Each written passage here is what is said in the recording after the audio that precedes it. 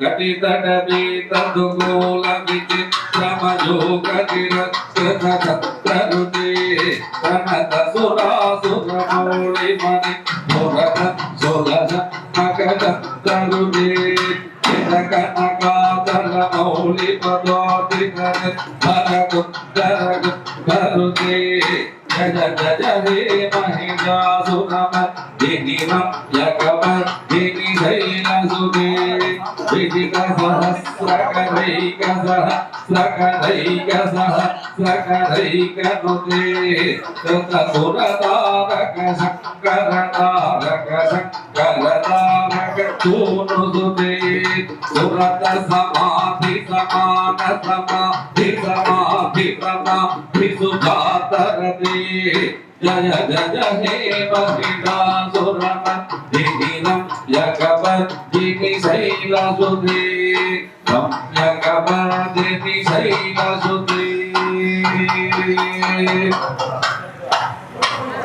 இந்த 9வது அத்தியாயத்திலே அர்த்தாம்பிகையை வழிபடும் நோக்கிலே குடும்பத்திலே அனைவரும் ஒற்றுமையாக இருந்து கணவன் மனைவி ஒற்றுமையாக இருந்து அவர்களுடைய சொல்லானது ஓர் எண்ணம் ஓர் சொல்லாக மாற வேண்டி அம்பிகையை பிரார்த்தித்து இப்பொழுது அம்மனுடைய ஜெயமங்கல கோஷமானது எழுப்பப்படுகிறது.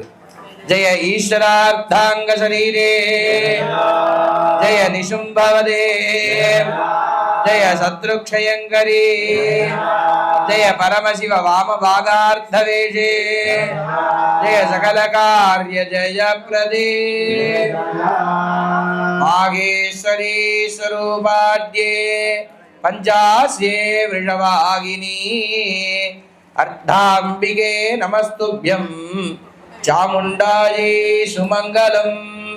அனேன திவ்யமங்கல ஹோமேன பகவதி ஸ்ரீ அர்த்தாம்பிகா பிரியதா. அடுத்தபடியாக அத்தியாயம் 10. அம்பாளுடைய பெயர் காமேஸ்வரி சண்டிகை. விருப்பங்களை நிறைவேற்றுபவளாக அம்பாள் இருக்கா. இந்த அத்தியாயத்தில் அம்பாளுக்கு விருப்பமான பொருளாக நார்த்தம்பழம் கொண்டு இந்த யாகமானது செய்விக்கப்படும். இந்த அத்தியாயத்துல சும்பவதம் நிசும்பனுடைய அழிவை பார்த்து பெரும் வேதனையோட வெறியோட துன்ப வயப்பட்ட அந்த சும்பனானவன் அம்பாளை மீண்டும் எதிர்கொண்டு போறா. அப்படி அம்பாளோட போரிட்டு அம்பாளுடைய சூலாயுதத்தினால அவனுடைய சரீரம் கிழித்து எரியப்பட்டு சிங்கங்களாலே அவனுடன் வந்த சைன்யங்களுடைய கூட்டங்களானது அழிக்கப்பட்டு இந்த 10வது அத்தியாயத்திலே சும்ப நிசும்பன்ற இரு அசுரர்களுடைய அத்தியாயமே இங்கே நிறைவு பெறுகிறது. பெரிய சகாப்தமாக இருந்தவர்கள் சும்ப நிசும்பர்கள். மற்ற அரக்க கூட்டத்திலையும் உயர்ந்த கூட்டங்களை வைத்து உயர்ந்த பொருட்களை அபகரித்தவை யாருன்னா இந்த சும்ப நிசும்பர்கள் தான். அப்படியான சும்ப நிசும்பர்களை அழிவு கொண்ட அழித்த அத்தியாயம் இந்த 10வது அத்தியாயம். அம்பாளை பிரார்த்தித்து ஓம் காமேஸ்வரி நமஹ என்று அனைவரும் பக்தியோடு நாமஸ்மரணம் செய்ய வேண்டுமாய் கேட்டுக்கொண்டு அத்தியாய ஹோமம் துவங்குகிறது.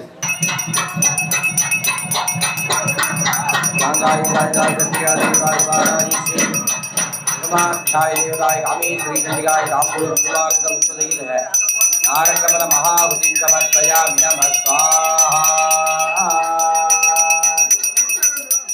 பூர்ணாவதி காலஹ. பதகமலம் கருணாநிலயே வரிவஸ்யதினோ சுதினம் சுசிலே அதி கமலே கமலாநிலயே கமலாநிலயதனம் அவவே அவபதமே வதனம் வெதிகிரீவஜதோனம் இப்னசிவே ஜய ஜய ஹே மகிஷாசுரமர்தினீம் ஜகமர்தினி சைலசுதே கனகலச கலசி துதனை விதனுதே கபுவமோ மததிதி கனசி குஜகு பதவி பரிலம் லசுகானுபவம் அவசரணம் சரணம் கரவாணி நதாபதிவாதி சிவாதிதிவம் ஜய ஜய ஹே மகிஷாசுரமர்தினீம் ஜகமர்தினி சைலசுதே ஜகமர்தினி சைலசுதே. சக்தி. இந்த 10 அத்தியாயத்தோடு அசுர கூட்டங்கள் எல்லாம் அழிக்கப்பட்டு அம்பாள் திரிலோகத்தையும் காத்து ரட்சித்தால்.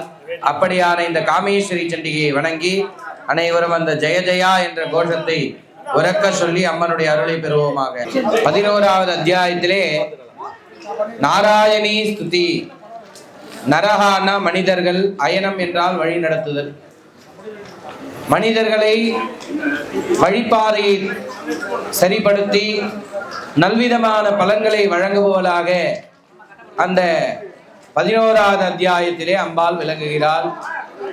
தேவர்கள் எல்லாம் சூழ்ந்து அம்பாளை வழிபடக்கூடிய ஒரு முக்கியமான அத்தியாயம் அடுத்து வரக்கூடிய அத்தியாயம்.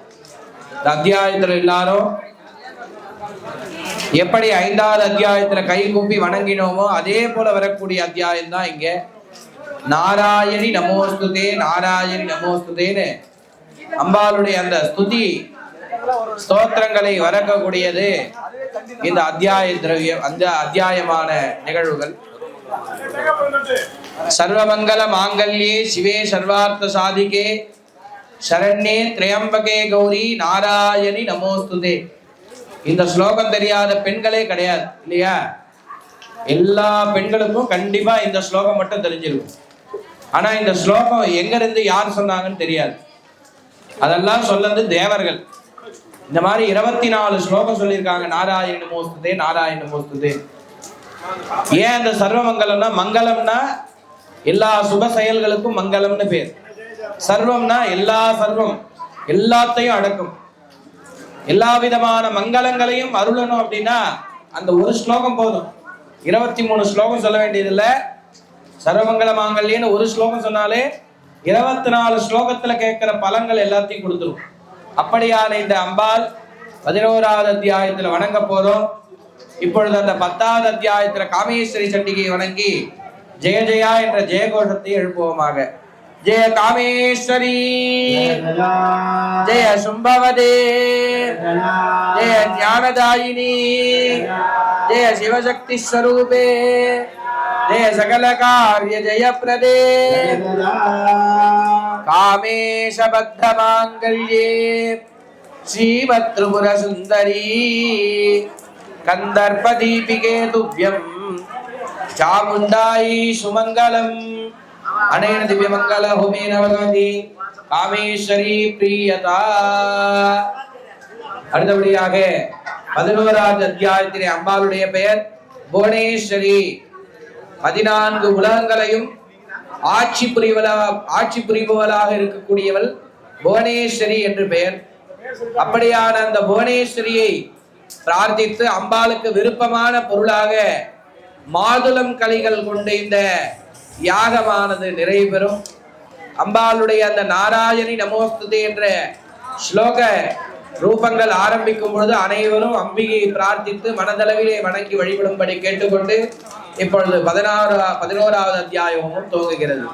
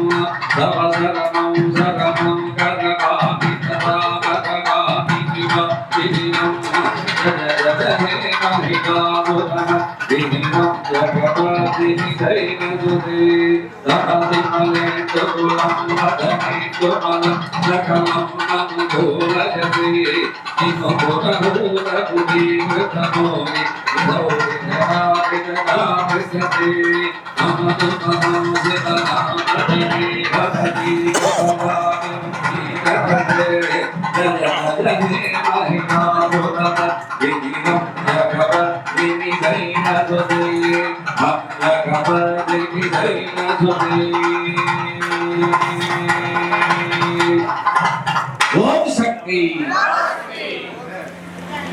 11வது அத்தியாய புவனங்களுக்கெல்லாம் நாயகியாக விளங்கக்கூடிய புவனேஸ்வரியை பிரார்த்தித்து ஜெய கோஷங்களை எழுப்புவோமாக.